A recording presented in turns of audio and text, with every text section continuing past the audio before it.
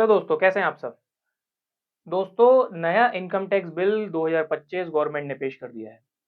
तो इसमें क्या-क्या चेंजेस आए हैं, क्या-क्या इसमें नया आया है, ये मैं आज आपको बताने वाला हूँ इस वीडियोज़ के माध्यम से। दोस्तों, सबसे पहले जो हमारा पुराना इनकम टैक्स एक्ट था, उसको गवर्नमेंट ने नया इनकम टैक्स बिल क्यों बनाया, उसका मेन पर्पस है टू सिम्प्लीफाई द सेक्शंस, यानी जो लैंग्वेज है हमारी, जो पुराने एक्ट में लैंग्वेज है, उसको सिम्प्लीफाई करने के लिए ये नया बिल लाया गया है। इसमें कोई बहुत मेजर चेंज नहीं है, इसमें सेक्शंस को कम ही करा गया है। अब आप कहेंगे नहीं सर, इसमें तो 536 सेक्शंस हैं और पुराने वाले में कितने थे? 298 सेक्शंस थे। तो दोस्तों वहाँ पर देखने वाली बात ये थी, वहाँ पे हमारे पास एबीसीडी में सेक्शंस थे। जैसे कि अगर हम ध्यान दें 80C टू 80U बहुत सारे सेक्शंस थे। 54 से लेके 54H तक बहुत सारे सेक्शंस थे। यहाँ पर एबीसीडी वाला हिसाब नहीं है। यहाँ पर गवर्नमेंट ने क्या करा है, यहाँ पे उन्होंने सिंपल नंबर दे दिए हैं। दूसरा चेंज उन्होंने क्या करा, जब हम पहले सेक्शंस पढ़ा करते थे, वहाँ पर होता था नॉट विद स्टैंडिंग। यहाँ पे नॉट विद स्टैंडिंग की जगह कर दिया है इर्रेस्पेक्टिव ऑफ। एक इन्होंने चेंज ये करा है। और यहाँ पर इन्होंने, जैसे पहले हम प्रोविज़ोज़ देखा करते थे, एक्सप्लेनेशंस देखा करते थे पुराने सेक्शंस में, यहाँ पर वो चीज़ें आपको नहीं मिलेंगी। यहाँ पर गवर्नमेंट ने बहुत ही सिंपल तरीके से, बहुत ही सिंपल लैंग्वेज के साथ इस बिल को पेश करा है और आई होप हम लोगों को समझने में ये आसानी भी रहेगी। तो मैंने यहाँ पर एक छोटा-सा इसका पार्ट लिया है कैपिटल गेन, जिसके बारे में आज मैं आप लोगों को बताना चाह रहा हूँ।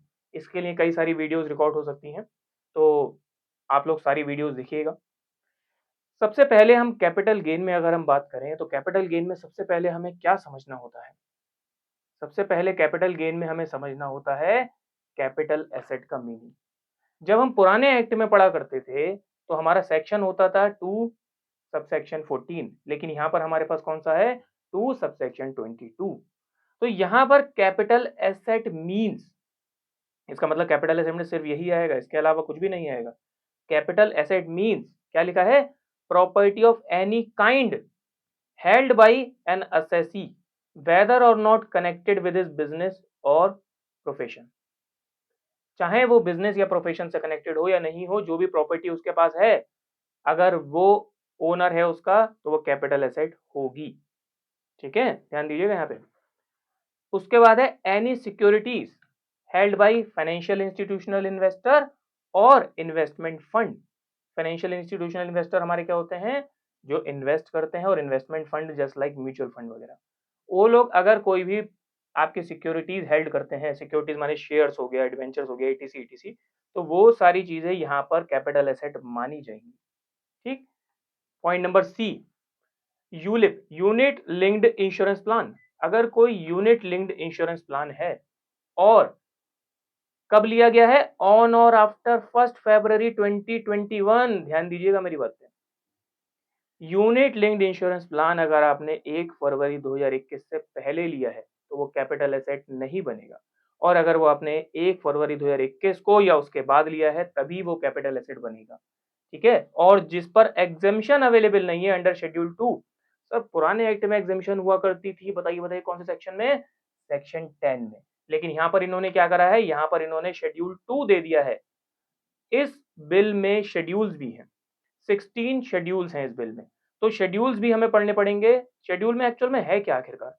जो पहले सेक्शंस में डिटेल हुआ करती थी, जैसे हमारे सेक्शन 10 में बहुत सारे सब सेक्शंस थे, हमारे 80C में बहुत सारे सब सेक्शंस थे, तो उसको उन्होंने क्या करा, गवर्नमेंट ने शेड्यूल्स में डाल दिया है।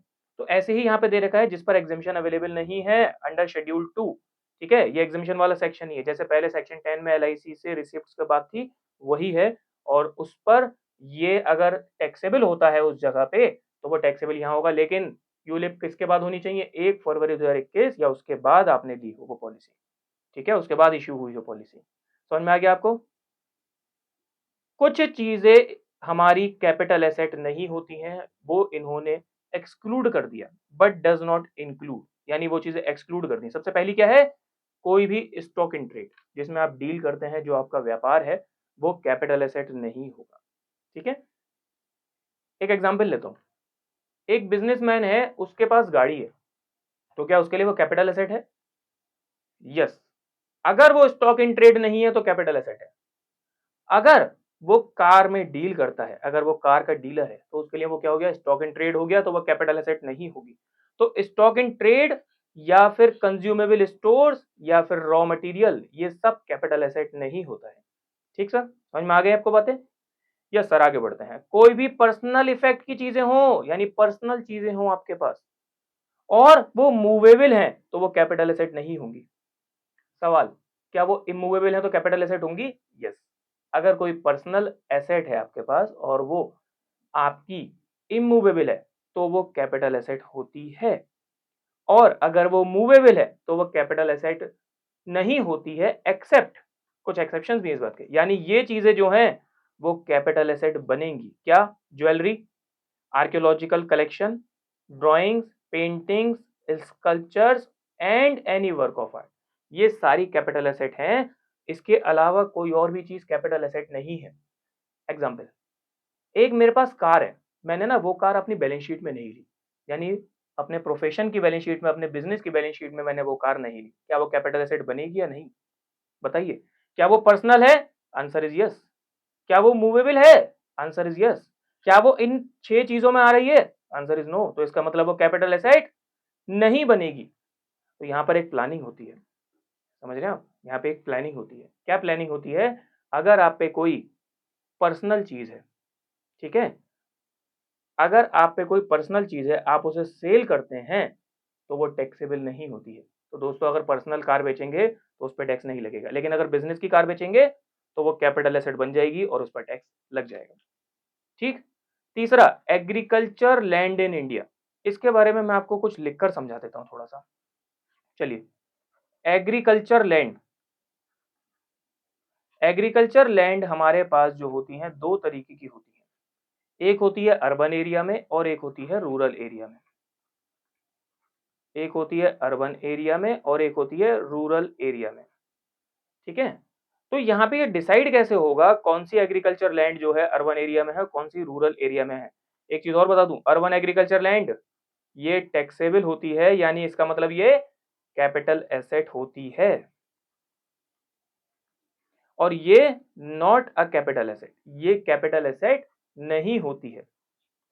समझे आप लोग? यस सर, समझ में आ गई। तो चलिए, अगर लैंड, लैंड पता कैसे चलेगी कौन सी रूरल है कौन सी अर्बन है? उसकी सिचुएशन पर डिपेंड करता है।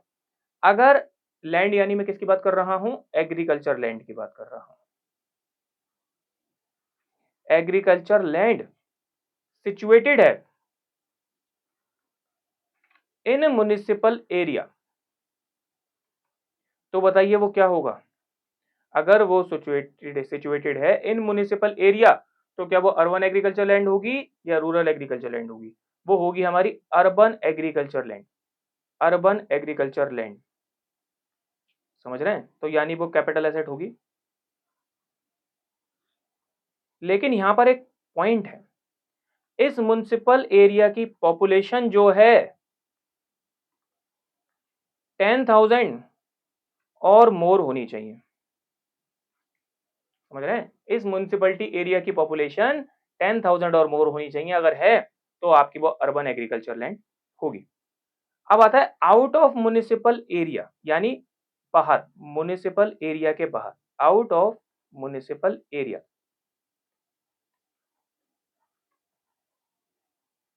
आउट ऑफ म्युनिसिपल एरिया, अगर म्युनिसिपलिटी एरिया के बाहर है तो क्या होगा? अगर यहां पे भी डिपेंड ये करता है, पॉपुलेशन की बात हो रही है, पॉपुलेशन, और यहां पर हम लिखते हैं डिस्टेंस, यहां पर हम लिखते हैं डिस्टेंस। अगर पॉपुलेशन, म्युनिसिपल एरिया की पॉपुलेशन 10,000 से ज्यादा बट 1 लाख से कम है, ठीक है, 10,000 से ज्यादा population, above 10,000 but less than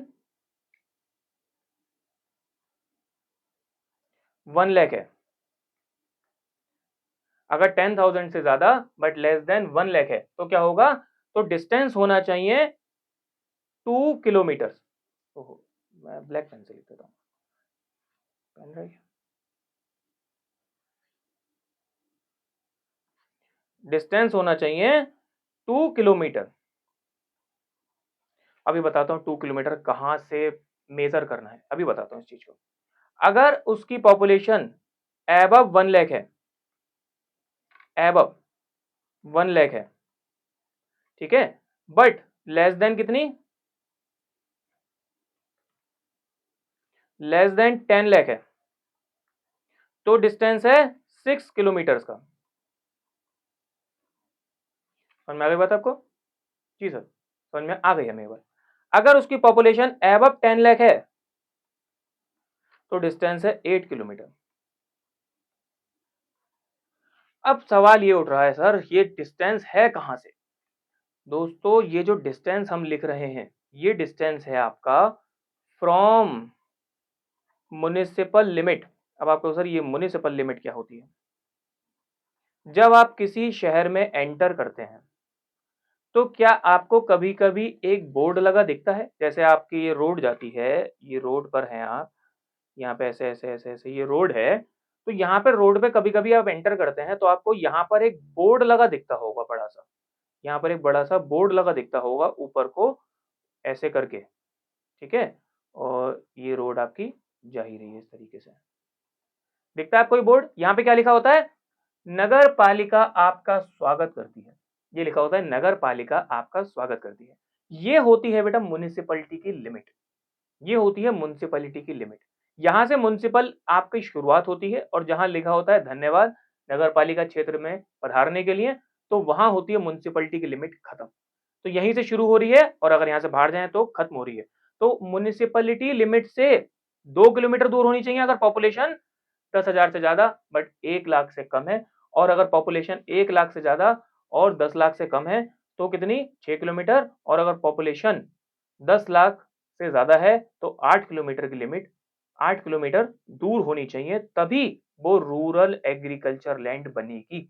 लेकिन ये डिस्टेंस को मेजर कैसे करना है? ये डिस्टेंस मेजर करना है एरियली, समझ रहे हैं आप? ये डिस्टेंस मेजर करना है एरियली। एरियली का मतलब क्या हुआ? एरियली का मतलब क्या हुआ समझाता हूं बेटा। देखो ये क्या है, आपकी म्युनिसिपैलिटी की लिमिट है, ये है म्युनिसिपल एरिया।